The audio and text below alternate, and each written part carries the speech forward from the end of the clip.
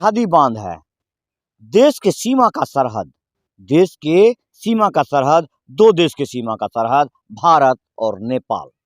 100 metre पर check post है जिस पर पुलिया बना हुआ है, इधर शहर बरगनिया और इधर गौर। सामान्य रूप से उस 100 मीटर पर पुलिया से गुजरने वाले तमाम लोगों से आंशिक रूप से नजरी मिलाप होता है, सिर्फ सुरक्षा दस्ताओं का, और आने जाने में कोई प्रतिबंध नहीं। यहाँ एक छोटा सा नाला है, देख सकते हैं, और आगे ये नाला सूखा होगा, आप आइए जाइए, कोई मतलब नहीं है। दारू पी के आइए या बिना दारू पिए आइए, इससे कौन मतलब है, कोई देखेगा तभी तो पता चलेगा कि आखिर मामला क्या है। लेकिन जो व्यवस्था है वो व्यवस्था कुछ इस कदर दिखता है कि बरगनिया एक खूबसूरत शहर जिसका कि रहन सहन इतना घटिया है, जहां पर ढंग से झाड़ू तक नहीं लगता है नगर परिषद नगर निगम के द्वारा। लोगों का शिकायत है जब सीतामढ़ी से जिला पदाधिकारी महोदय आते हैं तब झाड़ू जरूर लगता है, बाकी प्रतिदिन के हिसाब से अतिक्रमणकारी उस शहर को बर्बाद करके रखे हैं, कोई देख रेख नहीं करता है।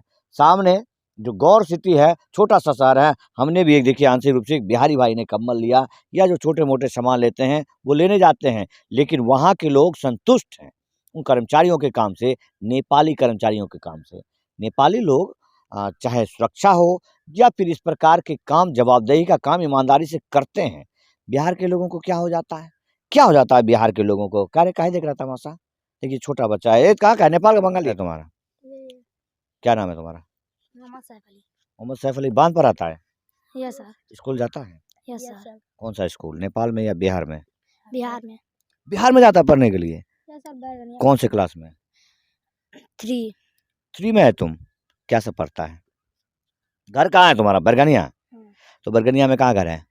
नहीं सर, कौन सा यही बांध? बांध है। बांधे पर आता है? घर उर भी बना हुआ दिख रहा है तुम्हारा तो, है?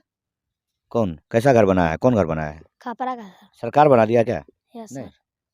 इनको पता नहीं है। छोटे बच्चे को, प्यारा छोटा बच्चा देखिए तमाशा देखने लगा और मैंने लपेट लिया। लपेटने का मतलब इधर घूम जाइए।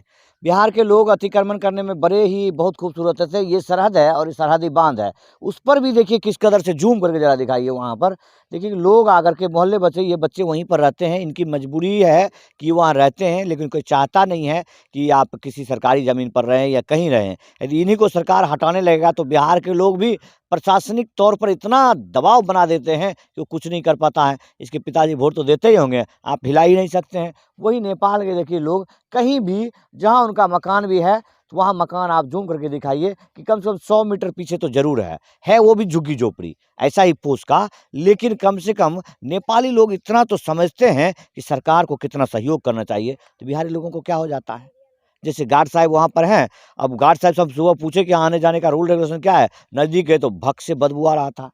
तो ये सब चीज़ बिहारी लोगों में बहुत कमी होती है। यदि हम इसको नहीं बदलेंगे तो ये शराबबंदी कुछ बदल नहीं सकता है, हमें खुद बदलना होगा, तब ऐसे सरहद सुरक्षित होंगे हमारे देश की। आम तौर पर कोई आना जाना कर रहा है वो ठीक बात नहीं है, जाँच तो होना ही चाहिए। सुरक्षक लोगों को गोपनीयता बरकरार रखनी ही चाहिए। हम कहाँ से घुस रहे हैं, कहाँ जा रहे हैं, इस पर नज़र आपकी नहीं है, बिहार सरकार की नज़र नहीं है, तो बहुत कमज़ोर हैं आप, लाचार हैं, आप कभी कुछ नहीं कर सकते हैं। व्यापारिक दृष्टिकोण से, आर्थिक दृष्टिकोण से भी कुछ नहीं कर सकते हैं। जो भी बिहार में व्यापार हो रहा है उसका एक-एक का हिसाब आपके पास होना चाहिए, तभी आप विकास करते हैं। सिर्फ पब्लिक का खून चूसने से कुछ नहीं होने वाला है। इन जगहों पर बंदिश लगाइए, ताराबंदी कीजिए, दीवार लगाइए, लेकिन होना चाहिए। सरकार है हमारी, सरकार के अंदर ही तमाम वो कारोबार होना चाहिए जिसका कि एक-एक हम कर दें और उससे हमारी सरकार भी चले। जय हिंद, वंदे मातरम।